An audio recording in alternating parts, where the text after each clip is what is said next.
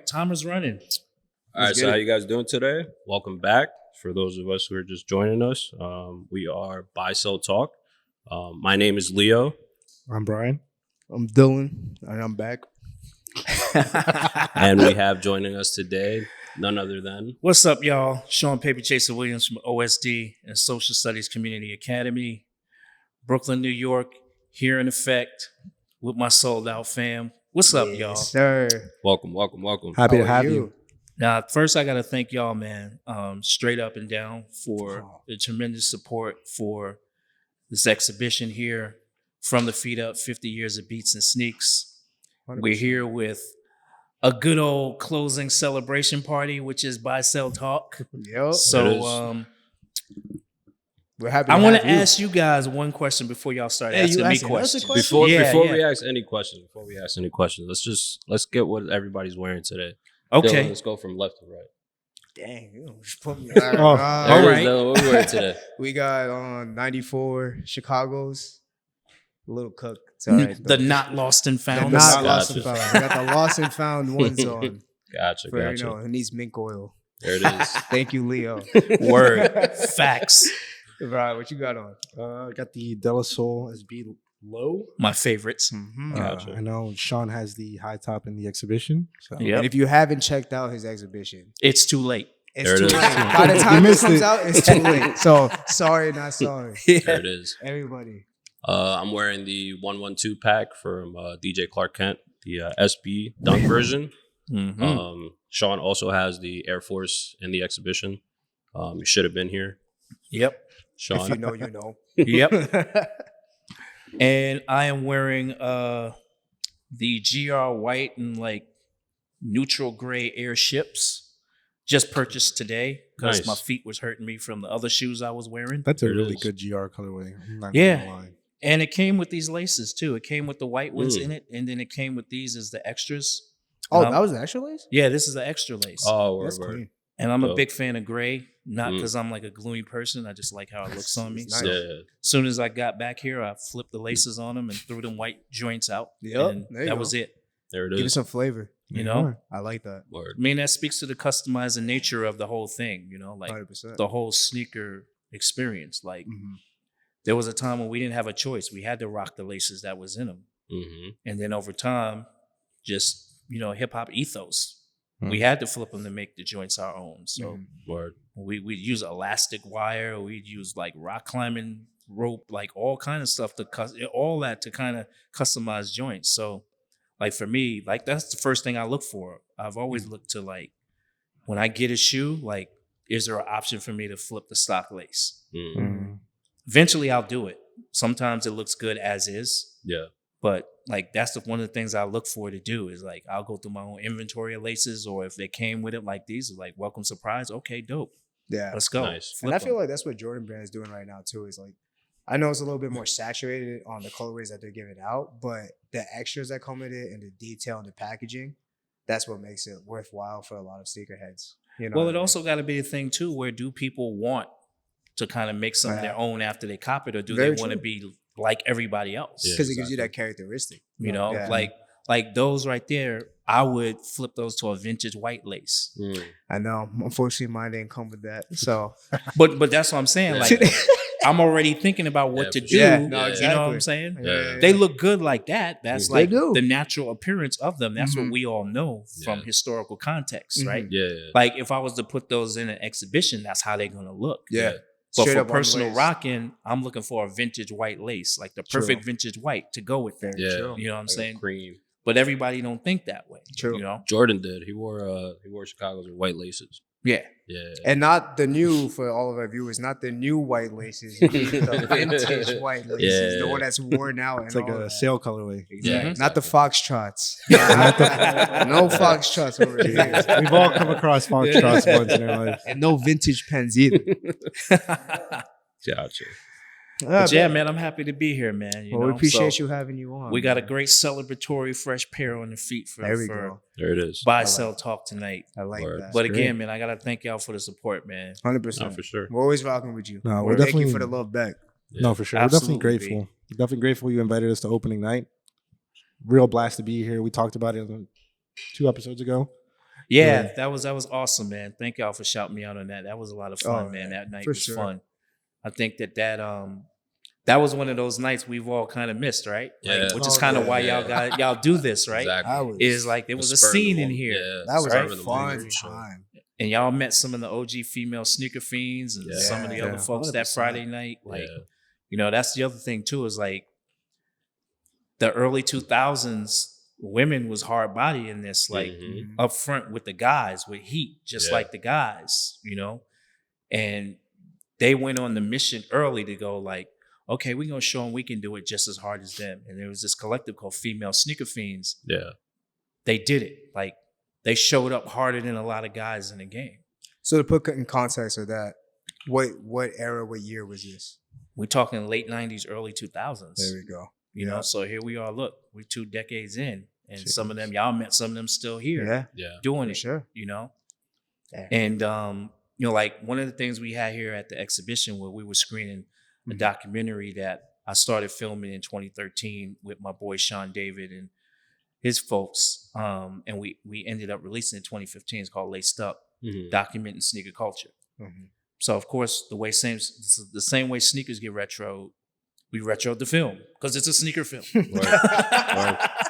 Retroing the film is great. You know what I'm saying? So I like that. But there was a reason why we put it back out within context of the exhibition is because the same way we wanted to capture like the 50-year timeline of shoes and hip hop together, we wanted to kind of show that snapshot in time of what sneaker culture looked like 10 years ago And then to now, to now. Yeah. and Right. compare the both, Right. in unison. And in the film, you know, some of the female sneaker fiends are there. And, you know, like, and then it's like a timeline of some of the folks, what they're doing now that were in that movie. Like Sure. Mosh is making his own shoes. Yeah. When Mosh was in the film, Mosh was a customizer. Mhm. You know, that's what people knew him for. Uh-huh. You know, we have a couple of people that were in that documentary who are not here anymore.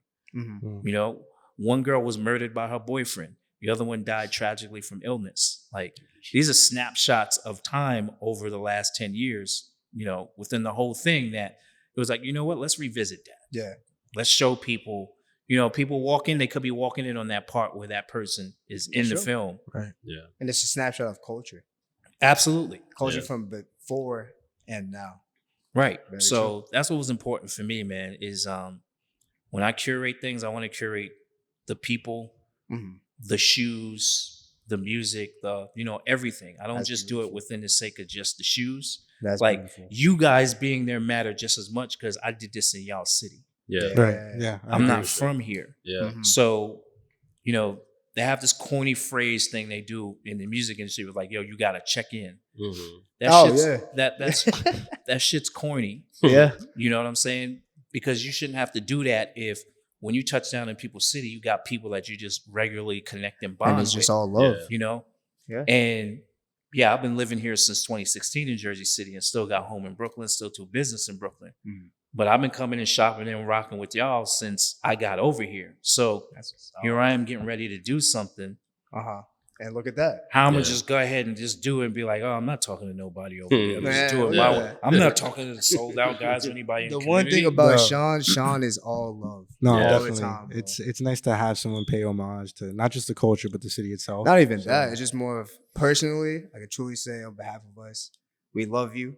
Thank you, brother. And Thank you. For real, it's refreshing to have someone with that insight to really just be genuine and Yeah. just be your humanity is refreshing. Thank you, brother. Yeah, Thank you. for sure. I'm Just short and almost sweet. 4 decades in on shoes. It's not the shoes you that I'm mean- impressed by anymore. You're like Word. 20, bro. What do you mean? yeah, you know, I'm trying to age in reverse. I'm trying to get Age some in things reverse, right, man. get them It's so down. bad. But You know. it's curating the entire thing with the people. Like Mhm. anyone who follows me on social media, you see I use the hashtag people over sneakers. Mhm. Yes. That's a consistent for Yes. me and consistent for us with OSD because even when we started the podcast, which I know I'm answering some of these questions before y'all get to ask them. you just checking Sorry. the buds. but when I like me and my partner D Wells and we started the podcast in 2007, it was because we wanted to give a voice to people like us who were into shoes. Mhm. That was the goal. It was like mad people love sneakers. There is no sneaker talk show. Yeah. He was like, let's do a sneaker talk show. And in the actual first episode, it was just my boy D by himself ranting. August 27th, 2007. That's when he put it up. 15 minutes of ranting Yeah. about being so mad and disgruntled about the Air Force One 25th anniversary. Yeah, I remember that. And it was something that resonated, like Nike like destroyed the entire Air Force One campaign for that anniversary. Yeah. There's still shoes floating around unsold today from 2007. Yeah, That's that makes sense. great. They totally did it wrong, right? Yeah. And that was sort of like an inspiration point for us to do the show. And then when he did that, and he was like, all right, so now let's bring the crew in and let's like make it a whole real thing. Yeah. And people were like, yo, and this y'all gonna laugh your asses off on this one. One of the main consistent naysayer comments we heard, nobody's ever gonna listen to y'all talk about sneakers. Yeah. Look at you now. That's crazy. Yeah. Where we at now? Yeah. Yeah. Point to the camera and prove You know them what wrong. We proved you wrong. You know what I'm Yes, saying? sir. Where we at now? What do you mean? We're more than outside now. There it is. No, You know what I'm 100%. saying? It's definitely full circle. So I think that's, from the beginning with OSD, with what we did when we started as the talk show, which the things we were talking about, we're talking to people who are in design, in legal, and all these different capacities in the sneaker industry because we had access to them. So we kind of were the business news version of a talk show. Yeah. True. And there were people at the Nikes, Jordan, Adidas, Puma, We're all tuning of them, in. every Wednesday Yeah. at 9:30. We're listening to our show, getting tidbits and advice on how to do their job. Yeah. Damn. So that's what led to us doing the consulting. We start getting calls from the brands. They paying us to come out and having conference calls and all of this. And that's when we start seeing the issues. Okay. We start seeing the shit that we would have never seen as just casual lovers of sneakers who just buy them and rock them and that's it. But we actually- were inside now. Yeah. To change. And we were seeing whole shit. game. We're like, you guys calling us for this same shit over and over. Yeah. You're literally paying us all the time Just to come back and solve the same problems for Yeah. y'all. Yeah. Why don't y'all just go ahead and hire People to do that. People people to to change do it. it internally Yeah. and avoid the problems? Right. And they were like, they finally had to come clean with us and be like, yo, we simply don't know how. Mhm. Damn. Like this demographic of people who come to us and apply for the jobs, this is all we know. We don't know how to come out to JC and find Dylan and Brian who love sneakers, but there's a path for them. And then on the flip side of that, we had to go back to people and be like, yo, would you work in the sneaker industry if there was a job there for you? And they were like, well, yeah, it'd be cool, but like, I don't know how. what skills do I have? Like, Right. So there was that conversation on both sides of the equation. The corporate folks don't know how to reach out and find the talent. True. And then I'm over here with folks like y'all who are like, shh, I'll take a job in the sneaker industry tomorrow. I will be up Easy. out of here. 100%. But so that's where like the OSD talk show led to the consulting, was led to the situation where we started the social studies program, which is our education program, which is 12 years in now. 100 plus people came through who work in the industry. And it has always been about the people for us. The shoes was got us in the room. The shoes got us here now. Yeah. Right? Look at that. That's what connected us. But we talking as people about some things Yeah, in an exactly. industry that we love, right? Like, so that was the catalyst for everything. So that's in the DNA of everything. Like the three words that's in everything: appreciate, educate, elevate, right? Like Yeah. that. Yeah. So if I'm with, shout out to KD, we see KD here from Mana, the good folks at Mana. So when I'm talking to them about doing an exhibition, I'm not just talking about putting shoes on the wall and making it colorful and bright. I'm talking about what people are going to be involved. She can attest to that. It was about the people who are going to be involved with this in this community. You know what I'm saying? 100%. Like, Yeah. I mean, For Brad, sure. I ain't even gonna front. Brooklyn dudes go show a place and act like they own everything, right? We act like we like underwater. Is Brooklyn? You know what I'm saying? Like we're everywhere, right? But I didn't want to come in and be that because, like, this is not my city. Yeah. I love being here. It's not too far from where I'm from, Yeah. but y'all are this is y'all city. No Y'all word. have been putting the work in this city, representing the sneaker community and the sneaker business well. Appreciate So it. the call goes to y'all. Like, Hey, man. that's What we who can gets say the is call. It's your city now, too. Word. Well, I'm here. You There know it what I'm is. saying? I appreciate Yeah. being embraced and doing something here for For the hip hop. change.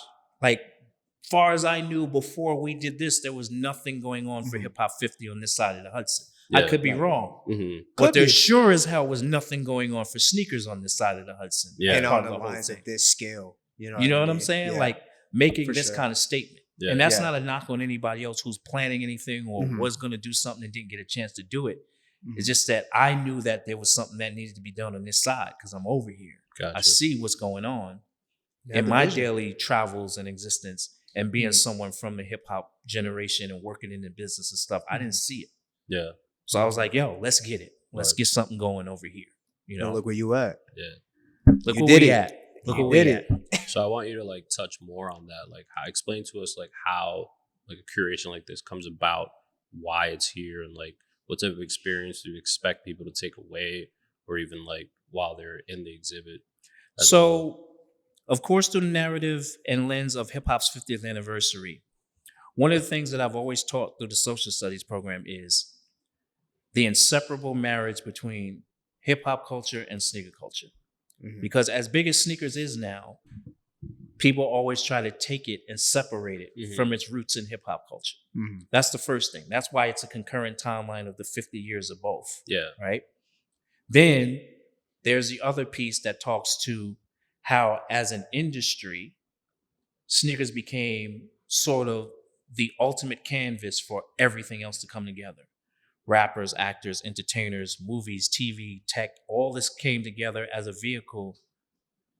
When sneakers being used as a vehicle for all of that innovation and collaboration, right? It was the ultimate canvas for all of that. Yeah. And that's what the 50-year timeline of everything shows. So in the exhibition, there was the vitrine that showed some of the innovations in the sneaker industry Mm-hmm. that probably wouldn't have been a big deal if they were innovations in any other space. Like, for example, with Ultra Boost, right? Hmm. So like that material existed and it was part of NASA's space shuttle program before BASF found a use for it in Outside. footwear. Yeah. Right. For recreational use and all that. Yeah. No, for professional running, they Mhm. found it Oh, okay. as a good the boost material is a good property for energy return. Mhm. And good energy return means longer endurance for a runner. Yeah. Okay. Yeah, they were comfy though. Yeah. I Yeah, get they're that. the most They were. comfortable shoe in the game still, They to were me. comfy Most as comfortable hell. shoe in the game still, to Yeah. me. Yeah. But that's an example of like BASF was like, And they saw it. sneakers. Yeah. Yeah. They went from the space shuttle, that Yeah. material being used in the space shuttle, to sneakers. Mm-hmm. And look, it's Adidas' flagship shoe. You know, it started originally as the Energy Boost Mhm. 1 and 2, then turned to the Ultra Boost. Yeah. Love the energy boost. But you guys know what was that flashpoint moment that made the Ultra Boost hot after professional runners? Who did they give it to? Kanye. Kanye was. Put a pair on Ye, right? Oh, Jay or Jerry. There goes hip hop Yeah. again, Yeah. right? That's true. So there's all those lessons that needed to be on display here Mm-hmm. to show people. And not for nothing, we all love shoes, Mm-hmm. but I don't do exhibitions for us Makes sense. because we act like we know everything. I'm not saying y'all and us, Yeah. but sneaker heads Yeah. in In general yeah. act like they know everything, Yeah. right? No, definitely. Yeah. They're the hardest crowd to convince to learn something about this multi-billion-dollar industry because they I get walk in the that. door. You get it, y'all Yeah. get it. Yeah. Oh nah, B, no, nah. Mm-mm. Yeah. Like I had a 30-minute argument with somebody one day that was really convinced that Kanye invented Boost. Damn. I mean, it goes to show you how brands drive narratives, but I don't think it's. But I use that example to make the point. Yeah, and you yeah. guys That's still true. experience that, right? No, like yeah. with sneaker heads, Mhm. Yeah. they think they know everything. They don't want to Mm. be open to learning anything else. They know what they know because they saw it on Hype Beast Yeah. or Nice Yeah. Kicks or anywhere else. And they don't leave themselves open to learning anything. And Yeah. they want to be wrong. That's another thing too. They Yeah. never want to be wrong. Yeah. Yep. It's also We far s- and few, though. You know, far and few that actually want to learn. No, delve there's into this, absolutely. I mean, I have a whole 13-year education initiative behind the folks who we found that do want to learn Mhm. and remain open. But as within the point of curating the exhibition, I did it in the space of this has to be curated for people who know nothing about sneakers, so that when they walk in, this entire lap that they did They're gonna come out with was something. an entire learning experience for them, and they Yeah. came out with something. I like. Mm. You know. And then for the folks like y'all came in and it was nostalgia. It Yeah. was. It Yeah. was- it 100%. It was. Oh nostalgia. snap! I had those. Yeah. Yeah. Yep. I think I got those in my closet somewhere. I should break those out. Yeah. You know, like That's exactly thinking how back it to was. sports moments. You know what I mean? Like Yeah. those are the kind of things like for those of us who I hate to use the word, but the purest of it. Mm-hmm. Mm-hmm. Those are the moments and things that I want us to take away. But the original strategy behind curating from the feet up was like, and every exhibition I do, Yeah. is a whole bunch of people who are going to come in knowing nothing about why this is a big deal for us, and when they leave, they're like, "Holy shit, that was real." Mm. Now I Yeah. get it. Now next time I drive past and I see like a half a block long line for It's shoes, something, right? It makes I get sense, it now. Yeah. Might jump in that. Or when I see, you know, a post on social media for a sneaker that's selling at Sotheby's for $50,000 or $500,000 Insane. or whatever it is, I Yeah. get it now. Yeah, that's true. I get that too. It's just more monetary now than it was before. But that's the lens that I want people to see it through, as opposed to they are so stupid for liking sneakers. No, it's a good thing you go in with that mentality because I mean this exhibit served as a great intersect for people of all walks of life. To be honest, like I could share this with anyone I know, and they're gonna appreciate it the same way I do. And it's really nice to see that this place exists. To put a knowledge behind what we like, because from the outside perspective, a lot of people would just be like, They think we're stupid. they're like, "What's going on over here?" Like, They think we're stupid. They think we are stupid.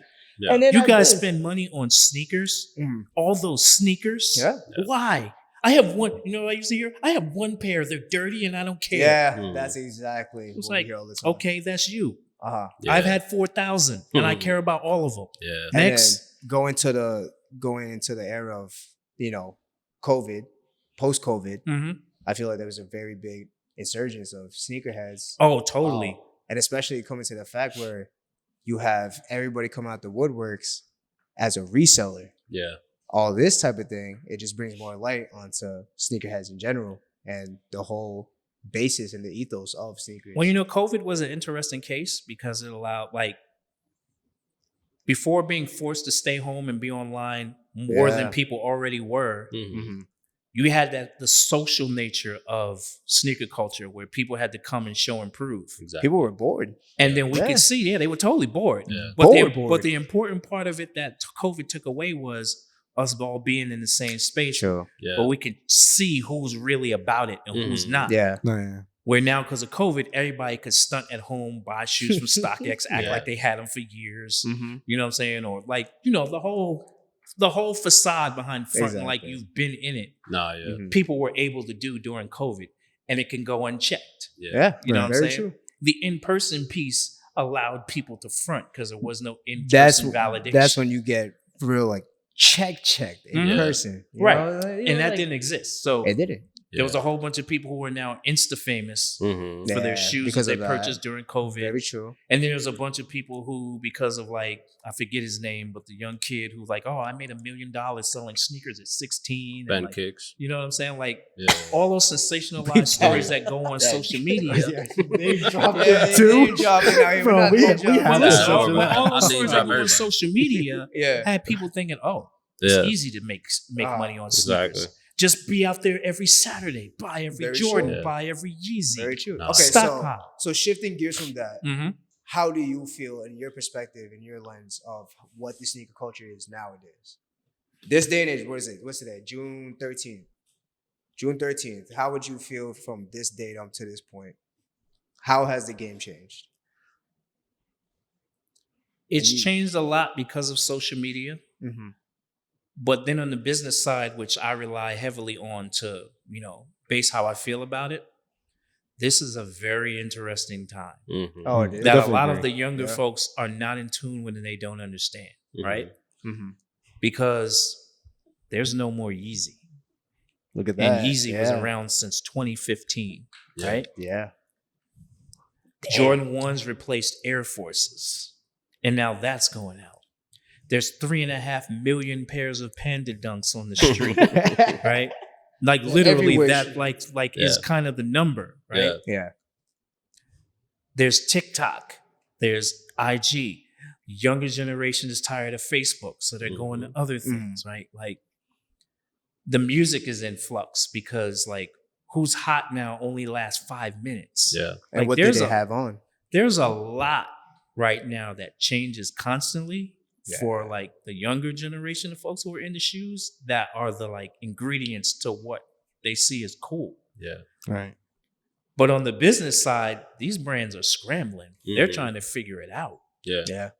you know? And I like the excitement that keeps them honest behind not knowing what to do next. Yeah.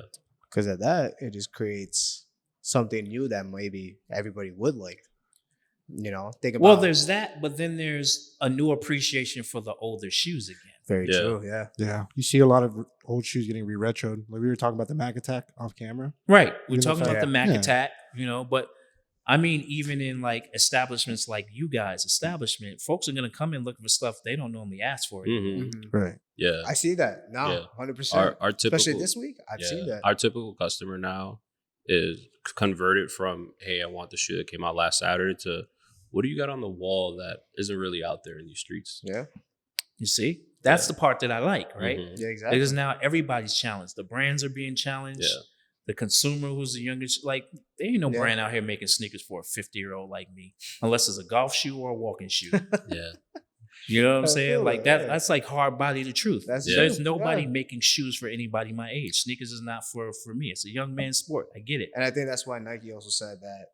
I think there's a report that came out a couple of weeks ago saying that they know for a fact that their innovative program wasn't the same as it was way before. So they say the lack of sales and the lack of this and that, especially with the saturation of a lot of colorways and a lot of Mhm. shoes, is because they don't have that program anymore. So Yeah. that's why they wanted to bring on a lot of younger heads Yeah. to have a new initiative for more innovation. Yeah. I think the last innovation that Nike really had was space hippies.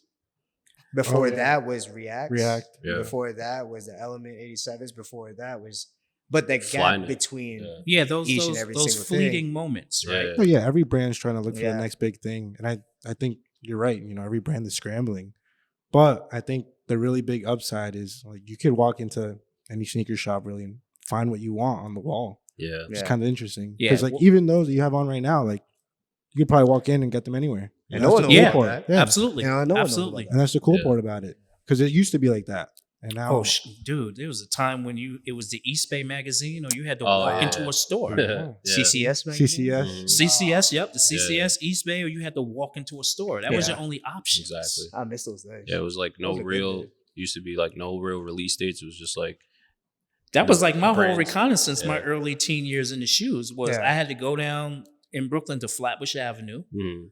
and all the stores we have Friedman's, we have Vim's, we had Mhm. stores like that in the East Yeah. Flatbush section of Brooklyn where I'm from. And you had to do your reconnaissance and then report back to your mom and dad. Exactly. Like, Yeah, yo, yeah. I want you didn't have no cell phone with no Mhm. Yeah. camera. Nah, yeah. None of that. Like you had to go do the wall reconnaissance and Yeah. come back and be like, oh shit, I want those. Like, Yeah. hey, this was $80. So I gotta do the right thing so I can get those. I remember You know? it used to be like no release dates. Like brands would just push product out. Yeah, And none. it would just be like through seasonal stuff. Or you know what? And this is what I've learned. They had a release date. Yeah, it just yeah. wasn't public. Exactly. Yeah. Yeah. It wasn't public knowledge. Release but- dates were always a part of it, but they were exclusive to the Yeah, stores just who so they- knew when they yeah, were coming out exactly. because the onus was now on them Mhm. to move the older inventory to make Exactly. space for the new. Exactly. Sure. Yeah. Yeah. yeah. So that same pressure still exists now that Mhm. always existed back then for the retailer. Yes. Yeah. Yes. Yes. And the retailers were pushed too. And Which to is be crazy. honest, now this is one of the things that I think in sneaker retail that they should be thanking the resale outfits for is the resale outfits gave the retailers a relief because they knew more inventory was coming that they were Mhm. worried about space Yeah. for, Exactly. Yeah. Yeah. right? True. And if they couldn't move it, then whoever that brand was would be like, well, you know, if you're falling back off of order this time, I don't know when we're gonna put you back on. Yeah. Yeah. I Either think we that- might You- take a tier off. You might be in Yeah. trouble. Either Yeah. that or they're like they'll. How come you can't move these? Yeah. That or like they were. We buying thought you back. had it. You know what I'm Yeah. saying? We thought you were the store in Yeah. the hood. Either And that or then they- another store comes about. Look, starts moving those GRs, starts moving everything else, and then your whole account. Yeah, they get the tiers. So release dates Yeah. behind the scenes always existed. Mhm. It's just that once companies started having the answer to the shareholders with regard to, we need to see y'all making money. We invested in y'all stock. Mhm. We need to see y'all making money. We want dividends. Yeah. That's when everything flipped for the bigger publicly traded companies, because now they had to be able to put out public facing and predict the releases and thus the money that they anticipated making. Yeah. And that's why now, like, think back 5 to 7 years for all of y'all. Y'all now are all aware of these earnings calls. Yeah. 10 years ago, were you aware of earnings calls from Nike and Absolutely Adidas not. and all the rest of them? Everything's broadcasted now. Now everything. Oh, tune in Yeah. for the latest Adidas Mhm. earnings Yeah. call, the Nike earnings call. And every sneaker outlet reports on it. Nobody's ever late on it. Exactly. And you hear about it either through Instagram, the news, Right. Twitter, wherever You know it's what I'm saying? broadcasted. Adidas lost X amount of million when they cut Kanye. Like, Yeah. Yeah, it's crazy. none of that existed. Quarter earnings are being Yeah. broadcasted. None of Everything- that Back in the existed day- when I was younger. Everything Back in is the day, you would have been polarized. like, "Dang, why are they putting out their quarter earnings right Yeah. now for Exactly. Q3, Q4?" I was Yeah. like, "What?" You Back know, in the day, the only thing you saw was a sales tag.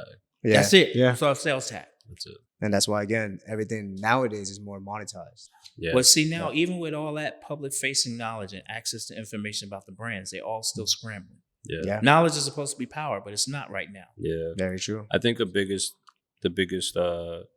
thing that I can take away from current culture is the hunt is back. Absolutely. So Yeah. like before it was like, well, it was too much information out there. If I don't get there at, crack of dawn, I'm just not going. Mhm. Now it's like, oh, like, X store released these and Y store released those. Like I might still get my size. Mhm. And that's like 100% what it's falled back to. Obviously, that's not a good thing for the brands, but it's a good thing for the consumer. Yeah. Because now it's no longer like, hey, like I have to look on the resale market, or I have to, get that neighborhood guy who has it. You know what I mean? Early. Now it's like I Yeah. can go out and venture again and do that wall reconnaissance. that But you this is spoke what about. legitimate resale outfits did for the entire industry. You guys became the ultimate forecasters of what models should come back out Yeah, and how much they should cost. yeah, 100%. I mean, And that is a key element of what the brands are trying to figure out all the time, right? Yeah, And when you add in the influencer aspect of that, and then how everybody reacts on social media, exactly. and how like now They with try to- across the board data from like last sale on StockX and all these other places. Yeah, Now all of that data is the money driver that they needed, yeah. right? We were talking off air, the same aspect. Back to the Mac Attack. It's like these brands saw that information. They saw that they can just send out influencers, and then that they can control that narrative, or try to at least. And that's what they did. Good examples like Travis Scott. Every like the 270, that he brought back Jordan 1 lows, and what have you. Like they would give it to a collaborator first before that retro came out. All of a sudden, the next rest of that term is 16 different colorways of that variation. It's like, oh, I couldn't get the Travis Scott 270, but hey, like I can get this black one and it feels the same. You know what I mean? Like not every single person is going to be like, oh, I need this Travis Scott. They just need that model. Right.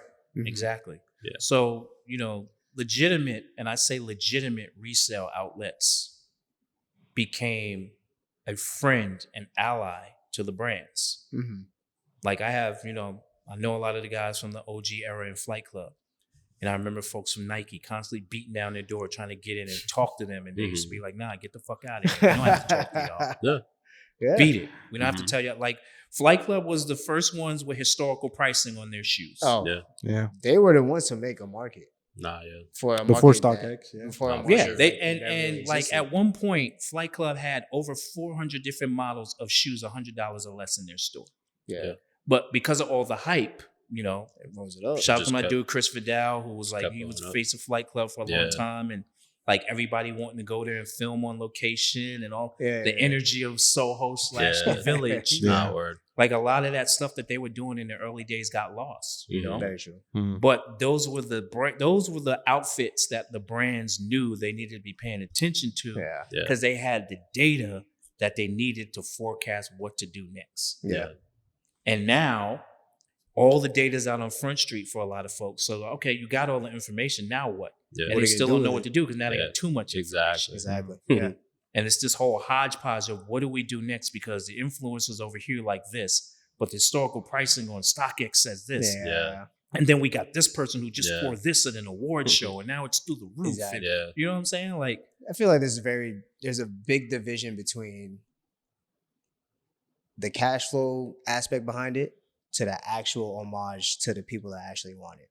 Yeah. So at that point, as a whole corporate company, of course you're gonna think about the cash flow. What is gonna you have drive- to. You have because, to. because, Exactly. because I'm an investor and I want to see my Exactly. dividends. Like, Yeah. I Yeah. have to please everybody behind me. But again, my job here is to make sure that everybody that buys the actual pair or buys whatever it is taken care of. But that's where the division is. Right. Because they don't know. That's where And they it's the have to stand still. duality that I struggle with too, because Yeah. someone who's publicly invested in these brands, Yeah. Mhm. the investor side of me is like, yo, So you can really say that they're having a hard time dialing it in. right. Yeah. And that's all it is. Yeah. Yeah. So now it takes people up to us, especially to you, to really shine light on what the people actually want these days. No, but like El said, right? The thrill of the hunt is back. So Yeah. that's gonna be a harder forecast for them. Yeah. Oh, yeah. Because you 100%. guys are the go-to source for the thrill of the hunt. There's no Nah. mystery in retail anymore. Mhm. It's a Like guessing they're game. overstocked in a bunch of stuff thanks to COVID and the whole global Mhm. supply chain. You see all the walls in retail, you see what it looks like. They Yeah. got more stuff than they really ever wanted. Yeah. Mhm. Yeah. And that's causing people to push back away from it and push back Mhm. and be like, you know what? Let's go a little different. Yeah. The only place to go a little different is resale. Yeah. Yeah, we all heard the stories about all Can't this beat other 'em, stuff. join 'em. Yeah. Yeah. You know Can't what beat I'm them, saying? join them. That's just really it. what it is. So Yeah. you know, I'm always cognizant of all of that. And even with the duality that I have as someone who invests in, stocks in these Mhm. companies, but also on the other side of it, who's someone who wants to kind of, be a purveyor and a gatekeeper of our culture, Yeah. So sure. it's yeah. it's interesting for me every flipping day. Yeah. You, No, yeah. you see it for even sure. at that level. Like, I mean, was it 2017 when GOAT bought Fight Club? They bought that with assets of Foot Locker. Yeah, because So Foot it's Locker like- gave them $100 million. Exactly. And then you see like Wow. Farfetch going into and buying stadium goods. Yep. And you know what I mean? Now they're in, I believe Nordstrom. They have Nordstrom Yep. little kiosk now. But see, but that end, I'm glad you mentioned that because some of those are strategic, right? Mhm. Like Foot Locker needed the data. So Yeah. how do you get the data? You buy the folks that have the data. So now Exactly. they're obligated to give it to you. Yep. Right?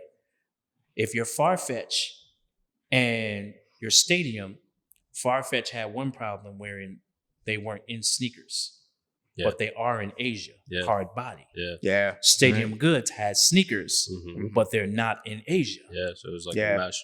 So that's what that Yeah. Yeah. that Even- merger Yeah. served That's was true. they Yeah. both had a problem that Mhm. coming together Same, solved. yeah, same thing happened recently. I believe it was 2020.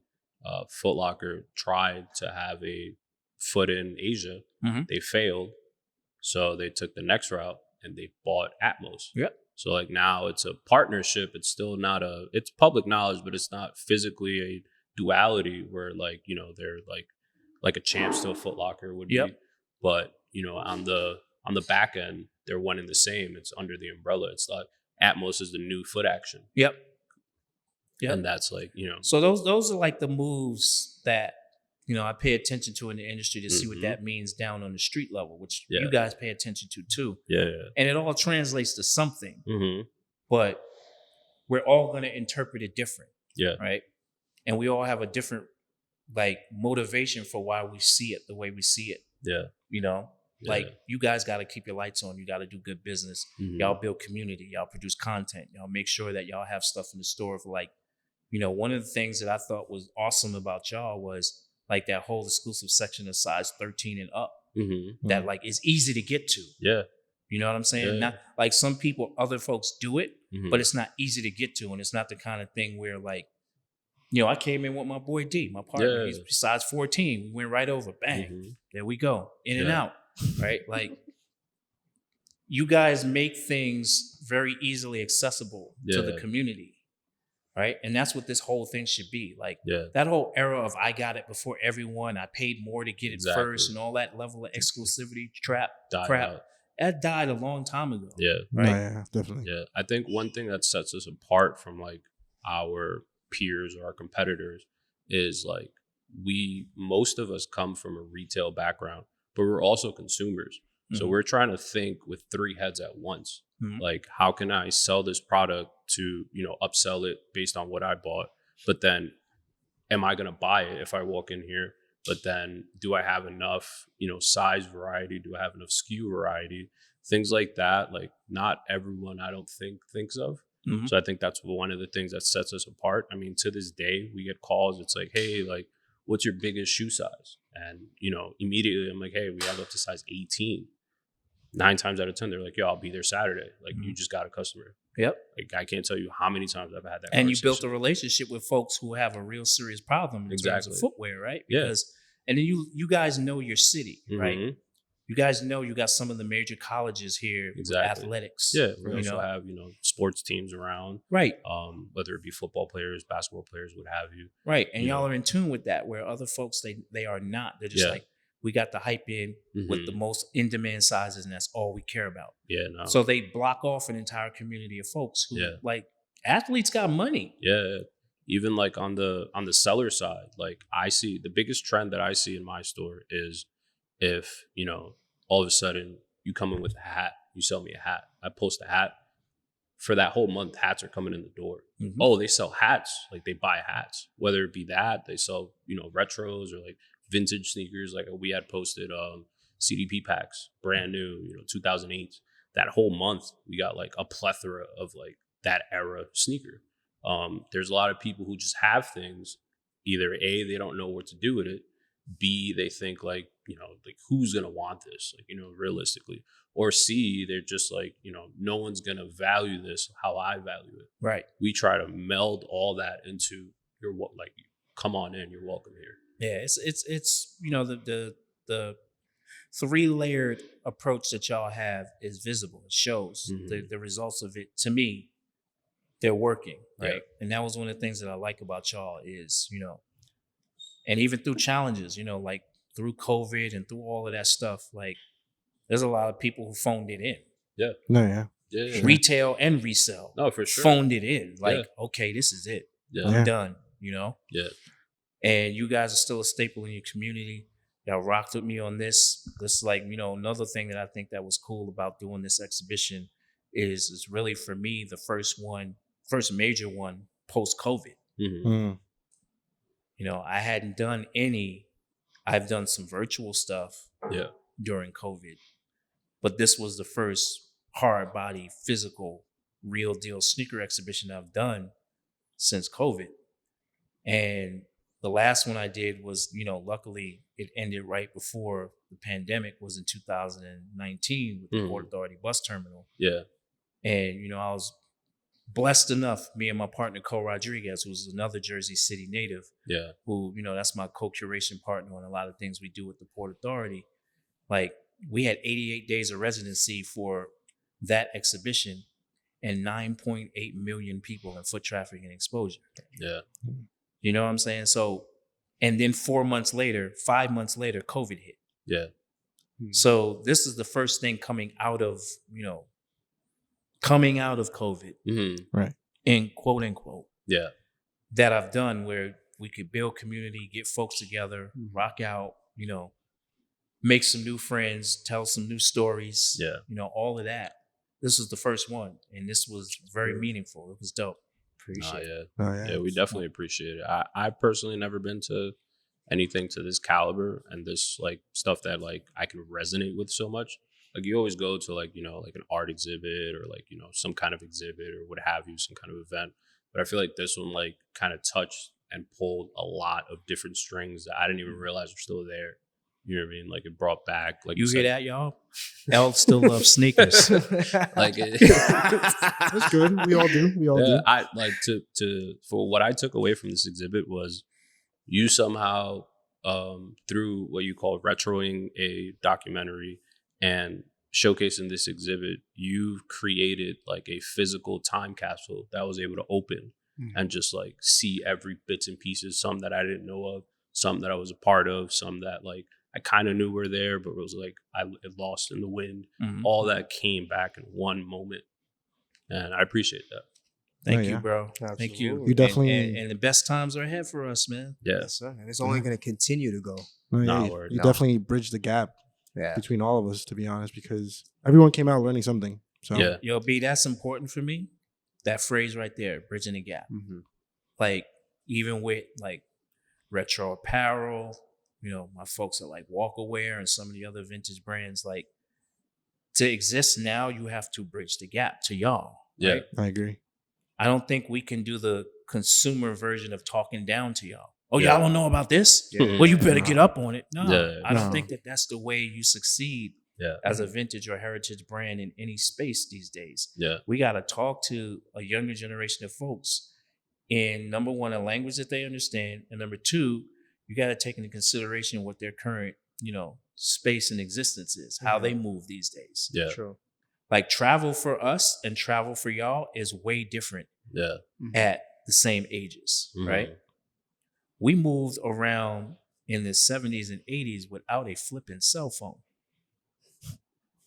Yeah. Without Yeah. anything to protect us other than a box cutter, maybe a knife. Like, there was the one friend out of the 20 who had a gun. Forget that. Like, Yeah. there was one dude who had it, right? Yeah. And he wasn't always around. So, Yeah. like, when you burrow hopping and you go in places that your parents have no clue where you are, Yeah. and your parents are praying you get home, like, that's our travel existence, right? Yeah. What we were wearing, where we were going, all of that, it was totally off grid. Yeah. Yeah.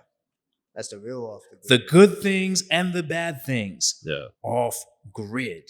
But regardless of the good or the bad, is what you made you now. Word. Right. But what I'm saying is, with you guys' existence now, everything can be documented, traced, yeah. accounted for. Yeah. And the other thing that is key that you guys all do now that we didn't do is you guys talk about what's happening in real time. Yeah. Yeah. No, yeah.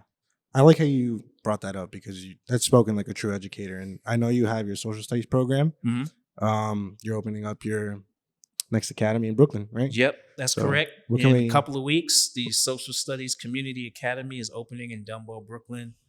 Very happy about that. It's a long time coming because, this is the 13th year of the program, just about. And we basically been working under the motto, have sneakers, will travel. So partnerships with colleges and universities and education disciplines around the country, even around the world. But we never had like a community-based, focus where this is where we are and we do this work in this community. We never had that. Yeah. So we took the initiative to start trying to make that happen in 2018 when we put a plan together to build something.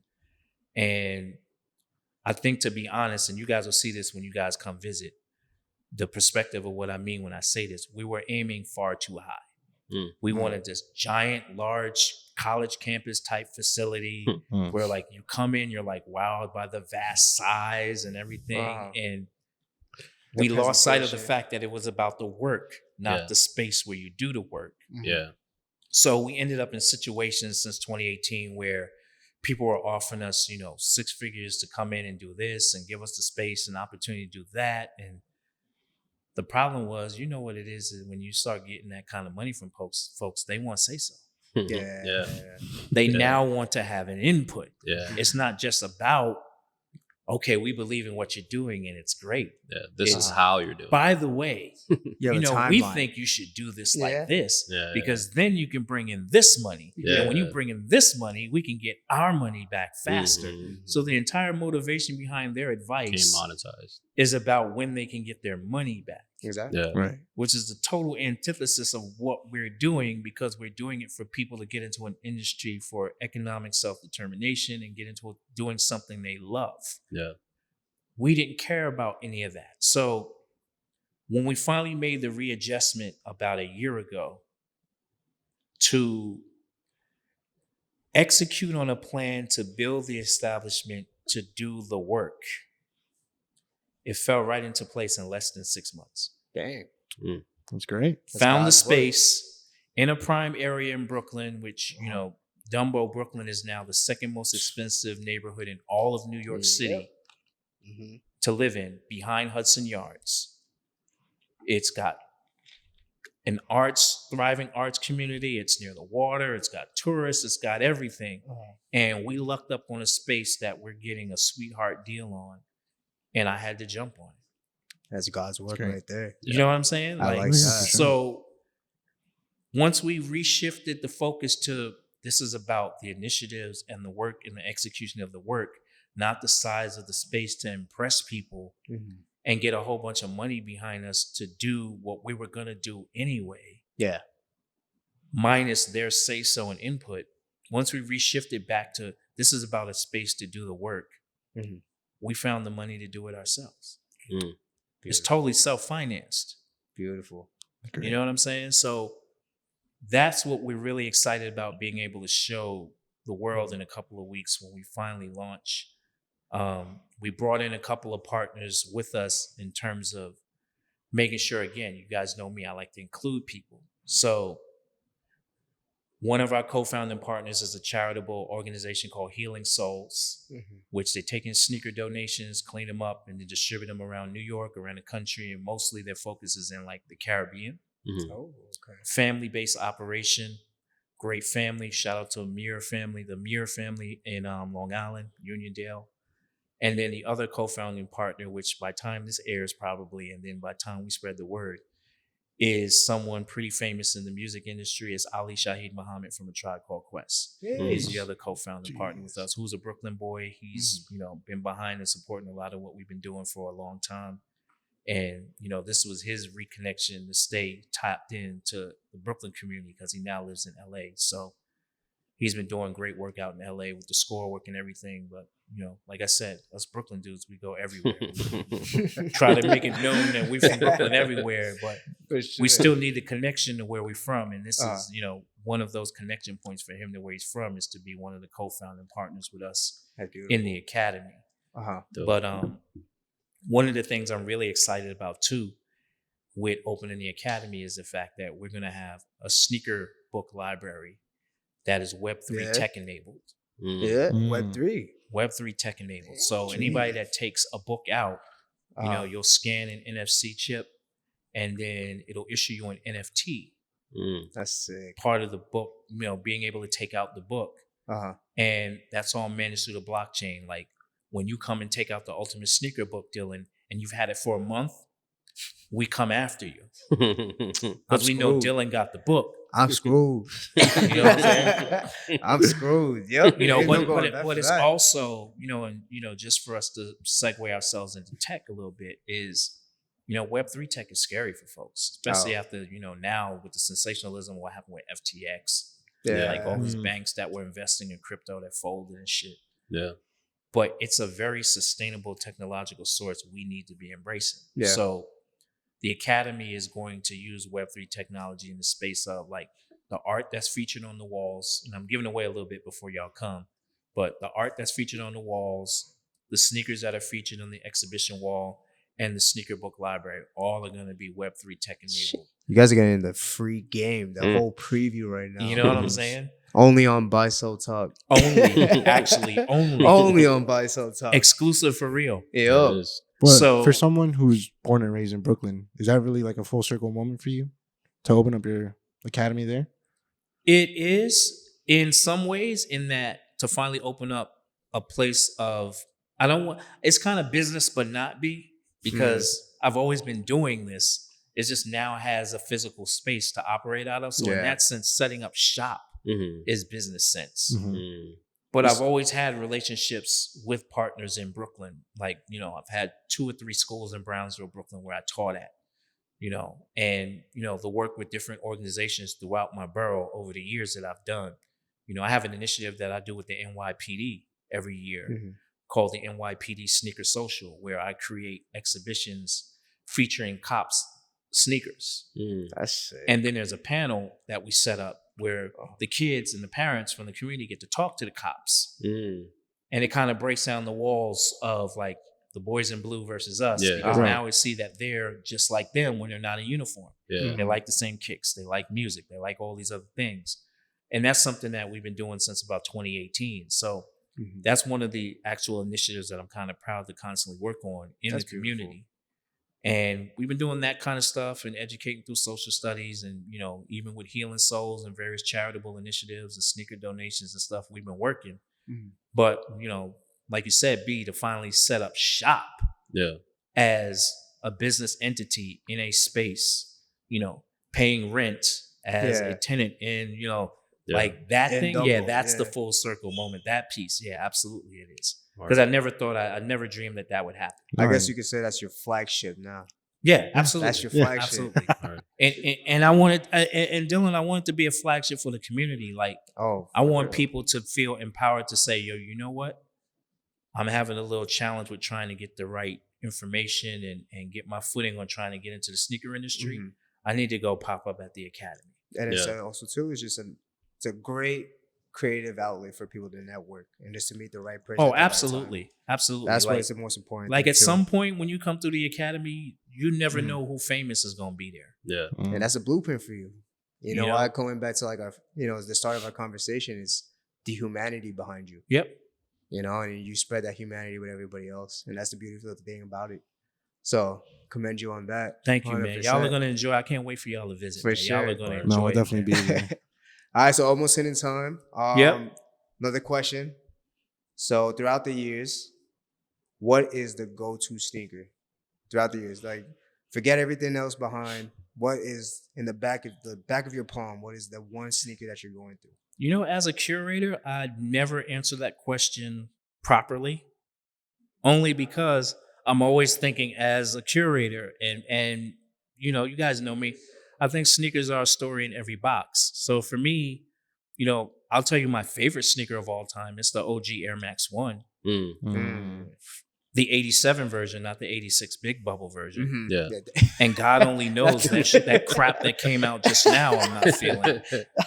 Not the big. Not It's that. crazy. I didn't know they came out with like a whole bunch of colorways. Yeah, there's Yeah, a blue besides of colorway. everyone. Yeah. Yeah. I didn't know that until I came Yeah. to the shop. and I But was the like, what? original Air Max 1 from 87, the modified midsole version that was $92, that's like my all-time favorite shoe ever because of what I went through to get it. Yeah. That was the first shoe I bought with my own money. Mhm. I went to Paragon Sports in Union Square in the city to get it. Uh-huh. And you guys remember the term they used for a while called retail racism? Mm. Paragon was my first experience with that. Hmm. They were racist as hell and treated this little black kid from Brooklyn who had the money in his pocket Mhm. like a piece of shit. They wouldn't even let me touch the shoe before I left the store. Mm. I couldn't try it on. They didn't even think I had the money. Like, I literally had to pull the $5 $20 bills out my pocket and show them, like, yo, I have the money. What was Yeah. going on? Yeah. Where's my shoe? Guy Yeah. goes, oh, you want the shoe? It's upstairs. Because at Paragon, the shoes used to be downstairs and the registers were upstairs. Mm. Okay. So you had to go downstairs to pick the shoe you want, try it on, whatever, and then give it back to them. And then it They meet you upstairs. He was like, you want the shoe? It's upstairs. Go upstairs. Couldn't even Mm. try it on. I never got the try on moment for that Mhm. until I got outside the store. And what and year it's- was this? This was 87. 87. Yeah. Jeez. So at that, shifting the focus nowadays, we came a long, Oh, we come a long way. Yeah, Jeez. for sure. A long, long way. I That's think why. it took me 87 that happened. It wasn't until this year I bought another pair of sneakers from Paragon again. Mm. Yeah. I never set foot in there again. Wow. And this year I went in there only because I was going to an event for a brand. I won't call it out. Mm-hmm. And We're gonna bleep it out. Don't worry. so they closed their store for the event. So I wasn't able to actually buy their brand shoe from them to go to the event. Mhm. Damn. So I had to go somewhere in the area. Thank God for Google and phones now. Yeah. Real time. To find exactly Real real time time. experience, right? To find the shoe, I needed to be brand appropriate for this event because I Mhm. don't like to go to people's events for brands and not be brand Mhm. appropriate. Yeah. So I had to find the right shoe to wear to this event, and I was invited by the flipping co-founder of the brand. Okay. So I was like, all right. So it popped up. I was like, damn, Paragon. Just flashbacks back to the child. Yeah. You talk about PTSD on Yeah. I got sneaker PTSD. Yo, I'm walking up Broadway. I'm walking past Flight Club when that shit popped Neck up sweaty, on my phone. shaking. I It's was like, like, damn. Yeah. Yo, I swear, yo, I was like, Immediately pictured him. I swear, I was like, damn, Paragon. I had to Look at walk that. across Union Square Park Yeah. and go in there and get him. I had to hurry up and get in and out of there, man. I was That's so okay. mad. That's where I had to go Mm. to get him. But But like, you did it. fuck. And look at That- that. but- Prove but- them wrong. But that Air Max 1 that I got and that whole experience, and then when I put them joints on and came back to my neighborhood in Flatbush, Mm. to this date, almost 40 years in, I've never had a reaction to shoes like that ever again. Yeah.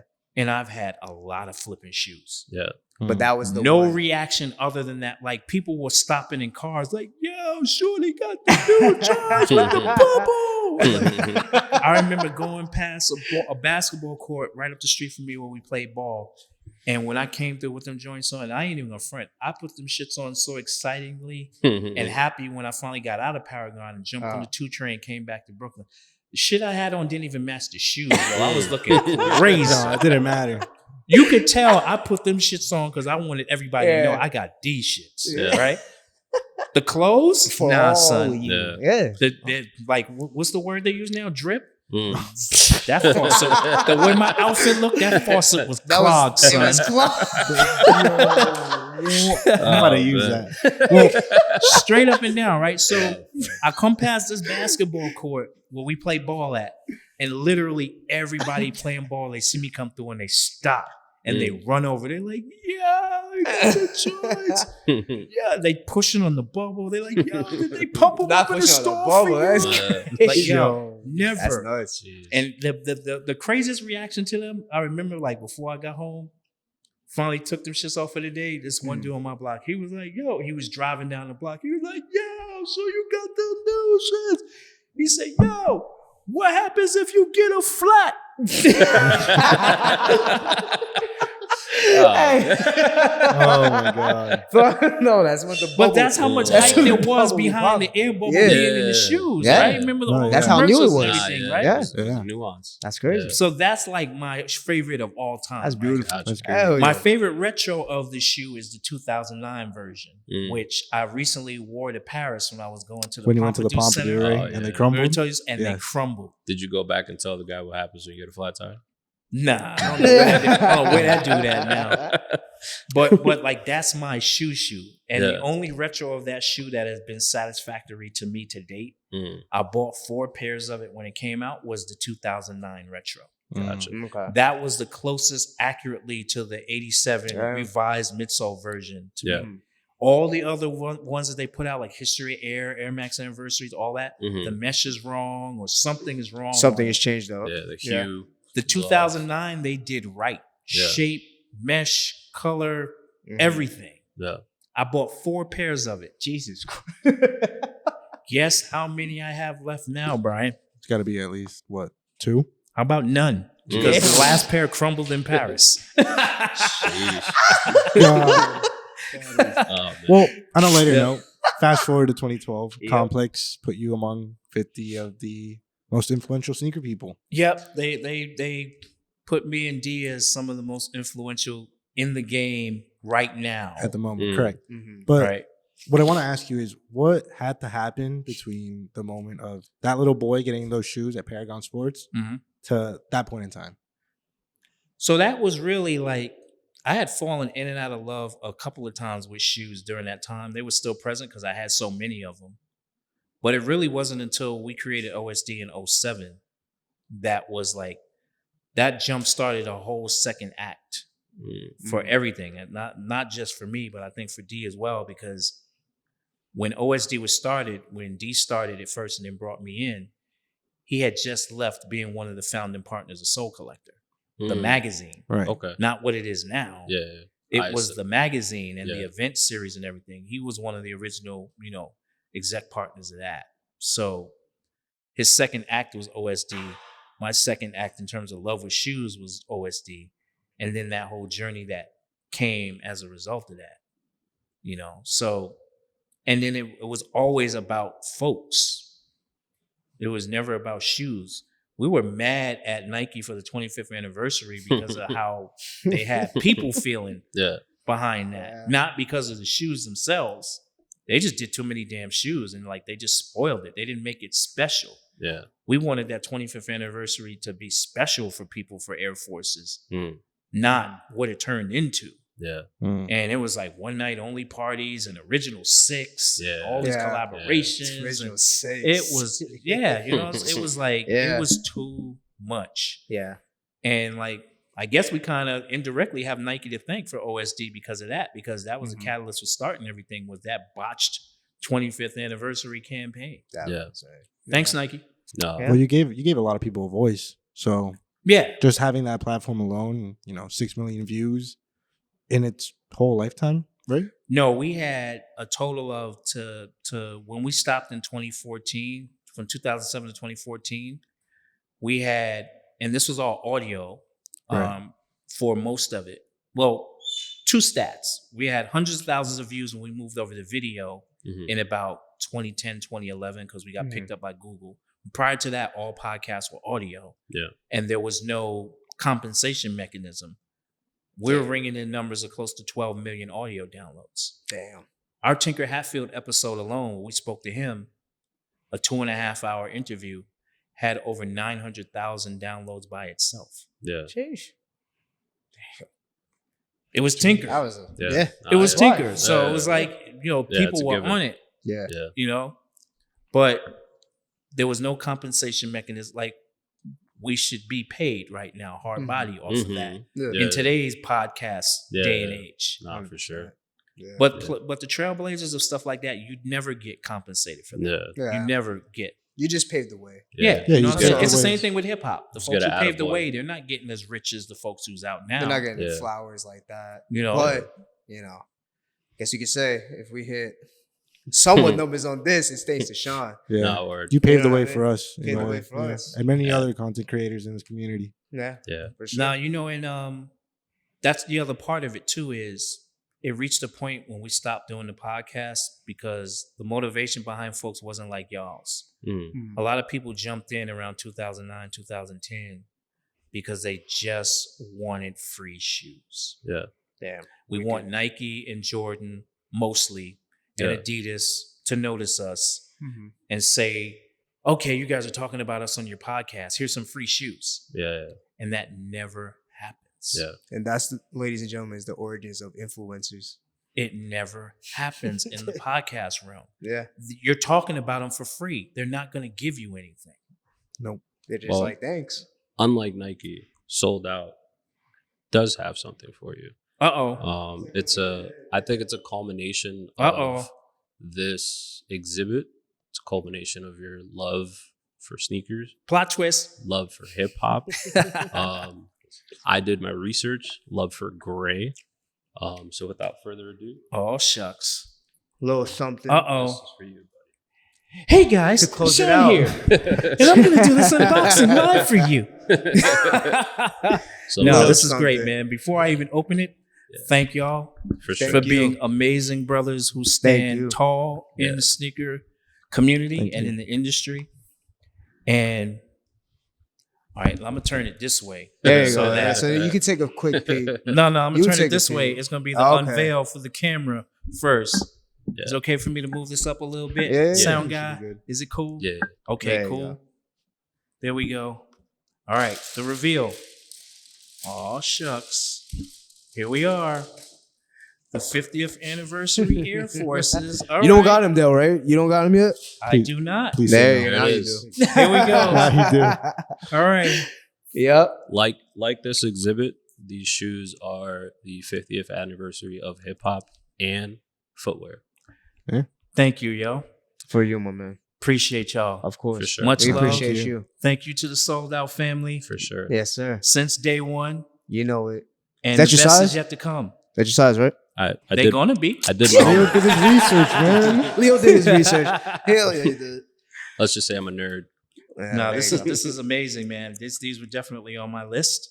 So For sure. I'm happy I got them. There it is. There you I unfortunately can't rock them to Kayla's graduation tomorrow, but they will be put on Friday. Soon come. Yeah. There it is. Absolutely. There You know, go. but no, this is all love from y'all. I feel this love. No, We yeah, love you, man. Receive it. Absolutely. Thank y'all. for sure. Our best is yet to come. Word. We Buy, got sell, one more. talk. You know what it is. Yes, sir. And this is just part one because I'm going to be coming back. Cliffhanger. There it is. Cliffhanger. Make sure to like, I'm comment, going to subscribe be on coming that. back. Make sure when y'all do the post on this, Yeah. you put right under here, like lower third, cliffhanger alert. There you go. I'm going to be coming back And we're to gonna buy, put- sell, talk. We'll put Sean's all of his info in the description. And Yep. Right under here. Here, make a little box so Right here. so our guy Noel can edit it in. Just do it For like sure. this. Go like this. And wait, cliffhanger alert. And in the same box, you can put my contact information, but cliffhanger alert, I will be back There you go. with a major Ooh. announcement for the culture. Okay. There it is. Jeez. Dang. I don't even This know is what dope, that man. is. I appreciate it. This Well, is dope. guys, to another episode. Thank you, Sean. Thank you, everybody. Thank y'all, man. Thank you, Mono Contemporary. Thank you for Thank the you live Yes. guys. audience. Chilled here with us. for Yep. real. Thank you for everyone For sure. came and chilled. It's Word. a blessing. For real. All right, on to the next one with Sean. Soon Peace. come. Peace, y'all. Peace.